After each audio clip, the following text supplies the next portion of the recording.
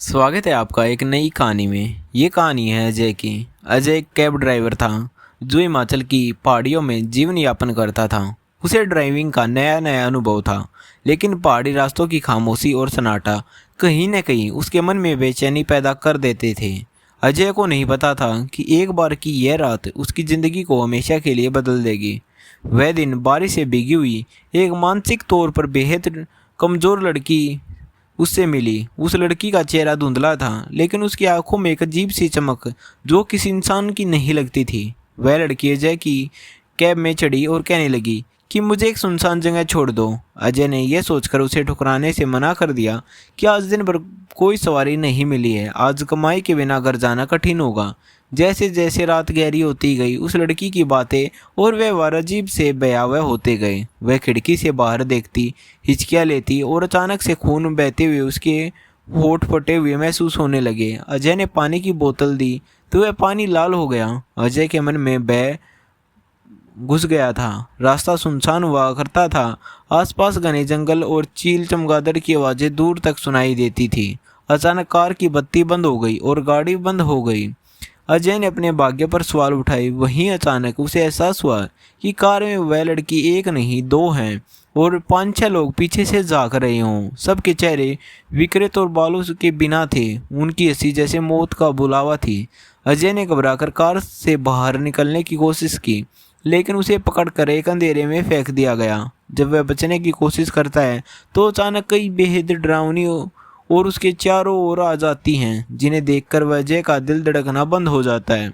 अंततः अजय गहरी खाई में कूद जाता है और बेहोश हो जाता है। अगली बार जब उसकी आँख खुलती है तो वह आश्रम में होता है, जहाँ उसे एक संत समझाते हैं कि वह खतरनाक छलावे से बचा है जो लोगों को फंसाकर मार डाला करता है।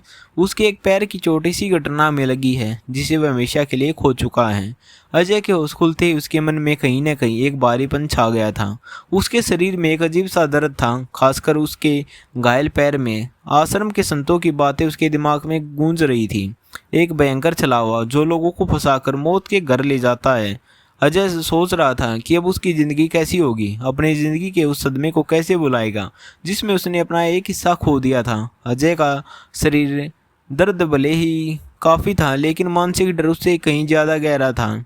हर शाम ढलते उसे उस गहरी खाई और उस खून बहाने वाली औरत की छवि आंखों के सामने आ जाती थी। वह सपना बस सपने के सामान नहीं था, बल्कि उसकी ज़िंदगी का एक अंश बन चुका था जिसे वह भूल ही नहीं पा रहा था। अक्सर रात को जब वो सोता तो उसके सपने में वही सब चलता रहता। कई दिन आश्रम में बीत गए। संतों ने उसे बताया कि हिमाचल के उन सुनसान रास्तों पर कई ऐसी घटनाएं होती हैं जिनका कोई समाधान नहीं निकल पाया। वह छलावा पिछले कई सालों से लोगों को लुभाकर उन्हें मौत के घाट उतार रहा था, और वह औरतें दरअसल शैतानी आत्माएं थी जो इंसानों का खून पीने के लिए धरती पर आती थी। अजय की सांसें थमी हुई लगती थी। वह सोचता था कि क्या वह फिर से कभी अपने पुराने जीवन में जा सकेगा, और क्या वह फिर कभी अपनी कैब में बैठकर रास्तों पर यात्रा कर पाएगा। उसकी जान में अब इतना डर समा चुका था कि वह रात में अकेले बाहर निकलना भी खतरनाक समझने लगा था। अचानक एक दिन आश्रम के बाहर कुछ अजीब हुआ। उस रात अजय को सपने जैसा एक दृश्य दिखा। वह वही लड़की, वही खून बहाने वाली औरतें, इस बार और भी ज़्यादा डरावनी, अपने साथ एक औरतों की फौज लेकर वे सब उस आश्रम के पास ही घूमती दिखी, मानो अजय को फिर से डराने आई हो। अगले दिन अजय ने उन संतों से पूछा, क्या ये लोग सच में हमारे आसपास घूमते हैं? क्या वे मुझे मिलने आएंगे फिर? संतों ने गंभीरता से कहा, हाँ बेटा, जब तक तू अपने डर को नहीं हराएगा ये तुझे छोड़ेंगे नहीं। लेकिन एक उपाय है, तुझे उस स्थान पर जाकर उस छलावे का सामना करना होगा और अपनी हिम्मत दिखानी होगी। अजय का दिल डूब गया, लेकिन उसके अलावा उसके पास कोई और रास्ता भी नहीं था। जीवन में आगे बढ़ने के लिए और अपनी आत्मा को मुक्त करने के लिए उसे उस भयानक जगह का सामना करना पड़ता। अगले कुछ दिन उसे रहस्यमय स्थान की जानकारी जुटाई। असल में वह स्थान किसी बुरे जादू से जुड़ा था जो हमेशा शाम होते ही खतरनाक रूप लेता था। अजय ने ठाना कि वह इस बार खुद को फिर से नहीं डगमगाएगा। उसके अंदर एक जुझारूपन जाग उठा। उसने अपने दोस्तों से अपनी कहानी बताई ताकि वे उसकी मदद कर सकें। उन्होंने भी उसे समझाया कि निराशा में डूबने के बजाय हिम्मत से लड़ो। आखिरकार वह रात आ पहुंचे। जब वह फिर से उस घने जंगल और उसी सुनसान रास्ते पर गया। आसमान में काले बादल थे और हवा में एक अजीब सी ठंडक थी। हाथ में उसी कैब की चाबी थी जिसका दर्दनाक अनुभव उसे पूरी जिंदगी के लिए याद रहेगा। उस रात अजय ने देखा कि कैसे छायाएं आसपास घूम रही थी। वह जानता था कि वह अकेला नहीं था। वह छायाएं धीरे धीरे करीब आती जा रही थी। अचानक एक तेज आवाज के साथ वे चुड़ैल उसके सामने प्रकट हो गई, लेकिन इस बार अजय के भीतर जोश था। उसने चिल्लाकर कहा, मैं नहीं डरूंगा तुम्हारे सामने, मैं अपनी जिंदगी वापस लूंगा। यह लड़ाई उसकी जिंदगी का नया मोड़ थी।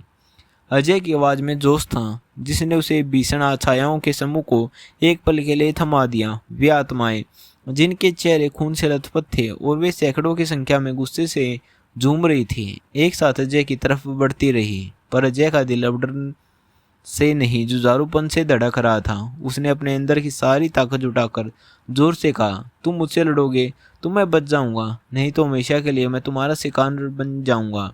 अचानक वह छाया जोरदार चीखों के साथ उस पर टूट पड़ी। अजय ने आसपास के पेड़ों की टहनियों, पत्थर और जमीन के पत्तों को हथियार बनाकर उनका सामना किया। वह दौड़ता कूदता और छाया को पार कर रहा था। हर हमला उसे कमजोर नहीं कर पाया, बल्कि उसकी हिम्मत को बढ़ाता गया।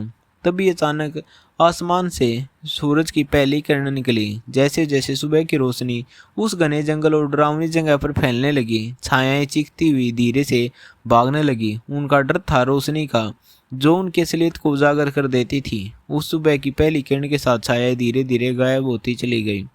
अजय ने अपने भीतर एक बाहरी रात महसूस की। हालांकि उसके चोटें गहरी थी, खासकर पर वह पैर जिसे उसने उसी हादसे में गंवा दिया था, लेकिन उसने अपने डर पर विजय पाई थी। फिर वह आश्रम गया जहां संतों ने उसकी बहादुरी की प्रशंसा की और कहा कि वह सुंदरता हो चुका है। अजय ने सभी का धन्यवाद किया और अपने परिवार की ओर लौटने का निर्णय लिया। वापिस घर आकर अजय ने उस काले अध्याय को पूरी तरह छोड़ दिया। उसने ठाना कि वह अब कभी अंधेरे में अकेला बाहर नहीं निकलेगा और जो कुछ भी उसने देखा वह हिमाचल के लोगों को सावधान करने का काम करेगा। उसकी डरावनी कहानी अब बस एक चेतावनी बनी कि जीवन में चाहे जितना बड़ा भय हो, हिम्मत और धैर्य से उसका सामना किया जा सकता है।